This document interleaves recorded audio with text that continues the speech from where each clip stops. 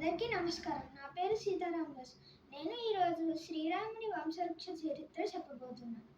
ఓం శ్రీరామ రామ రామేతి రమే రామే మనోరమే సహస్రనామ తత్తుల్యం రామనామ వరానమే.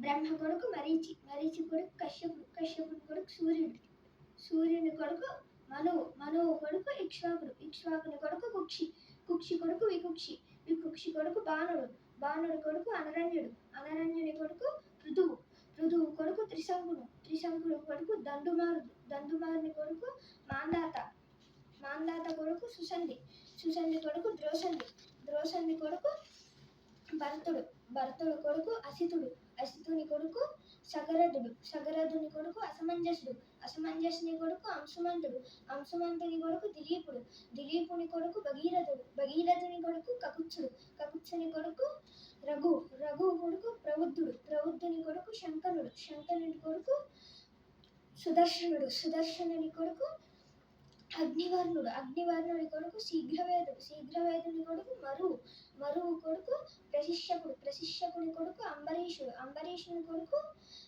నహీషుడు, నహీషుని కొడుకు యయాతి, యయాతి కొడుకు నాభాగుడు, నాభాగుని కొడుకు అజుడు, అజుని కొడుకు దశరథుడు, దశరథుని కొడుకు శ్రీరామచంద్రమూర్తి. ఇది శ్రీరాముని యొక్క వంశవృక్ష చరిత్ర.